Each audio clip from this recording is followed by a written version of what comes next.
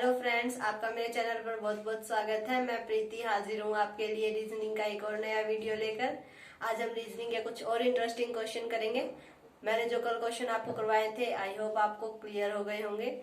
अगर आपको कोई दिक्कत आती है तो आप कमेंट कीजिए, तो हम वैसे कुछ और क्वेश्चन सोल्व करेंगे ताकि आप अच्छे से उन्हें सोल्व कर सके और अपने एग्जाम के लिए तैयार हो सके। तो आज हम रीजनिंग के कुछ ऐसे क्वेश्चन करेंगे। ये बहुत ही इंटरेस्टिंग क्वेश्चन है। आप जैसे ही नहीं करेंगे तो आपको बहुत इंटरेस्टिंग सा लगेगा। देखिए, इसमें हमें क्या दिया गया है। कैट को 24 लिखा गया है, रैट को 39 लिखा गया है और ये मैट है। हमें ये बताना है कि ये यहाँ पर कितना आएगा। तो इसके आपको ऑप्शन दिए होंगे, घबराइए मत। लेकिन मैंने ऑप्शन नहीं लिखे, हम वैसे ही सोल्व कर लेते हैं। आपको ऑप्शन दिए होंगे तो आप एक ऑप्शन को उसमें से आपको चूज करना है, ठीक है। तो देखिए, ये पहले कैट दिया गया है, इसका 24 दिया है। तो हम देखते हैं कि कैट का 24 इसने क्यों दिया है। सी देखिए, इसमें मैंने ये पूरी की पूरी ABCD का एक फॉर्मेट बना लिया है, इनके ऊपर नंबर भी डाल दिए हैं। तो आप भी इसी तरह एक रफ फॉर्मेट बना लें, इन पर नंबर डाल लें, क्योंकि ऐसे क्वेश्चन पेपर में 3 से 5 आते हैं, तो आपको कोई दिक्कत नहीं होगी और आपके क्वेश्चन ठीक हो जाएंगे। तो देखिए, सी जो है वो हमारा कितने नंबर पर है, 3 नंबर पर है, ठीक है। उसके बाद ए जो है हमारा, वो हमारा 1 नंबर पर है। और जो टी है हमारा कितने नंबर पर है, 20 नंबर पर है। और इसे टोटल कितना दिया है, 24 दिया है। तो देखिए, अगर हम इनकी मल्टीप्लाई करते हैं तो हमारा कितना आएगा, 60 आएगा, जो कि हमारा क्या है, राइट आंसर नहीं है। अगर हम इनकी सब्ट्रैक्शन करते हैं तो भी हमारा सही नहीं आएगा, और अगर हम इनको ऐड कर देते हैं तो हमारा क्या आ जाता है, 24 आ जाता है, जो कि इसने दिया हुआ है, ठीक है। तो हमें पता चल गया कि कैट को इसने कैसे सोल्व किया है। अब हम रैट को वैसे ही सोल्व करके देखते हैं। अगर ये भी ऐसे ही सोल्व हुआ तो ये थर्ड हमारा क्या करना है, हमें एडिशन करके ही सोल्व करना है, ठीक है। तो रैट देखिए, आर जो है वो हमारा 18 नंबर पर है, ए हमारा 1 नंबर पर होता है, टी हमारा 20 नंबर पर होता है। तो देखिए, ये हमारा टोटल कितना बन जाता है, 39 बन जाता है, और इसने 39 ही दे रखा है। तो इससे हमें पता चल गया कि इसने तीनों जो ये वर्ड है, इनके जो नंबर्स हैं उनको ऐड कर रखा है। तो इसी तरह से अब हम मैट का ऐड कर लेते हैं। एम हमारा क्या है, 30 नंबर पर है, ए हमारा 1 नंबर पर है, और टी हमारा 20 नंबर पर है।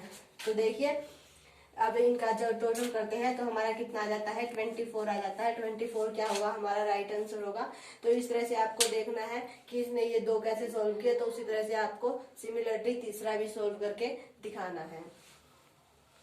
तो ये इस तरह से आपका क्वेश्चन एक और भी आ सकता है। देखिए, इसमें आपको क्या दिया होगा, इसमें आपको दिया होगा कि यदि किसी सांकेतिक भाषा में किंग को ये कहा जाता है तो रिंग को क्या कहा जाएगा। इस तरह का क्वेश्चन जो है वो आपसे पूछा जाता है। आज हम सांकेतिक भाषा वाले क्वेश्चन जो है वो कर रहे हैं, ठीक है। तो ये इसने किंग को ये लिखा है IKJN। तो अब आप ये सोच रहे होंगे कि इसने इसे ऐसे क्यों कन्वर्ट किया। अब देखिए, इसने संकेत दिया है, इसने क्या किया है कि इसने के को तो आई लिख दिया। अगर हम ये मान लें कि इसने के की जगह आई लिखा है, यानी कि बीच वाला एक अल्फाबेट छोड़ दिया है, तो फिर इसने आगे आई की जगह जो है वो हमारा जी आना चाहिए था, लेकिन इसने आई की जगह क्या लिखा है, के लिखा है, ठीक है। तो इसका मतलब इसने क्या किया है कि इन 2 वर्ड को उल्टा किया है, फिर इन 2 वर्ड को उल्टा किया है। तो इस तरह से इसने इसे सांकेतिक भाषा में प्रयोग किया है। आप मेरी बात समझ रहे होंगे। इन 2 वर्ड को इसने उल्टा कर दिया, आई के हो गया, फिर इन 2 वर्ड को भी इसने क्या कर दिया, उल्टा कर दिया, ये GN हो गया। तो इस तरह से हम रिंग को कैसे लिख देंगे, पहले ये 2 वर्ड, इनको हम उल्टा लिखेंगे तो हमारा क्या हो जाएगा, IR हो जाएगा। फिर ये 2 वर्ड जब हम इनको उल्टा लिखेंगे तो हमारा क्या हो जाएगा, IRGN हो जाएगा, ठीक है। तो इस तरह से जैसे सांकेतिक भाषा में जिससे इसने ये लिखा, हमने इसका ये लिख दिया। आपको ये भी दिया जा सकता है, जैसे हम कोई नया वर्ड ले लेते हैं, सिंग, तो इसी तरह सांकेतिक भाषा में इसे हम कैसे लिखेंगे, तो इसे हम कैसे लिखेंगे, पहले ये 2 अल्फाबेट है, इनको उल्टा लिखो IS, फिर ये 2 है, इनको उल्टा लिखो GN। तो इस तरह से इसको लिखा जा सकता है। तो आपको ध्यान रखना है, अगर सांकेतिक भाषा में दिया गया है तो पहले ध्यान दीजिए कि इसने पूरे वर्ड को उल्टा लिखा है या फिर 2 वर्ड को, ठीक है। ये क्वेश्चन ऐसे करना है, आप इसे ध्यान से कीजिए। देखिए, इस तरह से ये क्वेश्चन और दिया गया है आपको, थोड़ा ध्यान से देखिए, इसमें जो हमारा मंकी है इसे इसने कैसे लिखा है। अब आप यही मत सोचिए कि ये भी सांकेतिक भाषा में ही दिया होगा। ये कहा होगा कि अगर सांकेतिक भाषा में मंकी को इस तरह लिखा जाता है, येलो को इस तरह लिखा जाता है, तो हम क्रिकेट को कैसे लिखेंगे। लेकिन ध्यान रखिए कि कहीं इस बार भी आप यही कर दे, इन दो वर्ड को पहले उल्टा कर दे फिर इन दो को उल्टा कर दे, ऐसे बिल्कुल नहीं करना है। पहले इसे पूरा ध्यान से देखिए।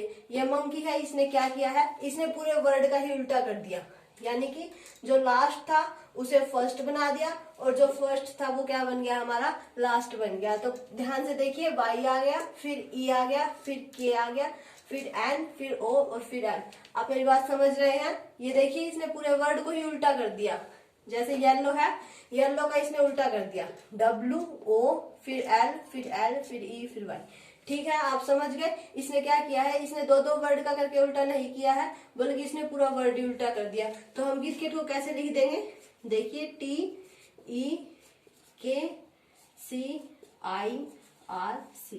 तो इस तरह से क्रिकेट हमारा ये बन जाता है। तो आपको ऐसे ध्यान रखना है, सांकेतिक भाषा में आपको दिया होगा, लेकिन ये जरूरी नहीं। कई बार पूरे वर्ड को भी उल्टा कर दिया जाता है, कई बार आधा आधा वर्ड भी उल्टा कर दिया जाता है, और कई बार एक टाइप का और क्वेश्चन करते हैं हम, आगे वाला क्वेश्चन जो है वो उसी टाइप का करेंगे, तो उस तरह से भी आपको दे दिया जाता है। तो पूरा ध्यान रखना है आपको, जल्दबाजी बिल्कुल नहीं करनी है, धीरे धीरे से इन्हें सोल्व करना है। अब देखिए, ये भी उसी टाइप का क्वेश्चन है। इसमें भी आपको वही कहा जाएगा कि सांकेतिक भाषा में इसे अगर ऐसे लिखा जाता है तो इसे हम कैसे लिखेंगे, तो ये आपको बताना है। ध्यान से देखिए। अब आप ये सोचेंगे कि इसमें तो दो दो वर्ड भी उल्टा नहीं किया हुआ, पूरे वर्ड को भी उल्टा नहीं किया, तो अब इसमें इसने क्या किया है, ध्यान से देखिए। देखिए, इसने पहला वर्ड सी है और इसका पहला वर्ड क्या है, और इसका पहला वर्ड तो हमारा डी है और इसका पहला वर्ड जो है वो हमारा सी है। यानी कि जो पहला वर्ड है उसके पीछे वाला, यानी कि सी लिखा है, जैसे डी है हमारा, तो इसके पीछे वाला हमारा क्या हो गया, सी हो गया, तो इसने ये लिखा है। ठीक है, फिर अगला वर्ड हमारा ई है और यहाँ पर डी है, यानी कि ई है और डी है, इसके पीछे वाला लिख दिया। फिर एफ है, तो अगला वर्ड ये हमारा ई है, तो एफ के पीछे वाला ई हो गया। फिर ई है, ई का पीछे वाला क्या होता है, डी होता है। एन है, एन के पीछे हमारा क्या होता है, एम होता है। और फिर डी है, डी के पीछे हमारा क्या होता है, सी। तो इसमें हमें क्या पता चल गया कि एक एक माइनस करके लिखा गया है, यानी कि अगर हमारा यू होगा तो हम टी लिखेंगे, जेड होगा तो वाई लिखेंगे, आर होगा तो क्यू लिखेंगे। इस तरह से आपका जो ये क्वेश्चन है वो दिया गया है। तो अब हमारा अटैक है, इस अटैक को हम कैसे लिखेंगे। देखिए, ए है हमारा शुरू का है, इससे पीछे इसमें से एक माइनस करेंगे तो आप सोचेंगे कि कुछ आएगा ही नहीं, लेकिन जो हमारा लास्ट का है वो इसके पीछे आएगा। ठीक है, तो इस तरह से ए की जगह हमारा ए के पीछे क्या आएगा, मतलब ए में से अगर एक माइनस करेंगे तो हमारा क्या आएगा, जेड आएगा। ठीक है, फिर टी आता है, टी से एक पीछे हमारा क्या है, एस है, तो एस आएगा, इसका भी एस आएगा। ए आ गया, फिर से ए की जगह क्या आएगा, जेड आएगा। तो सी आ गया, सी की जगह हमारा क्या आएगा, बी आएगा। और ये के है, के की जगह हमारा क्या आएगा, जे आएगा। तो इसलिए कंफ्यूज बिल्कुल भी नहीं होना है। बिल्कुल एक बार ध्यान लगाइए कि ये क्या कर रहा है, आगे वाला अक्षर दे रहा है या पीछे वाला अक्षर दे रहा है, और उसी तरह से जो हमारा जिसे सोल्व करने के लिए कहा गया है उसे सोल्व करना है।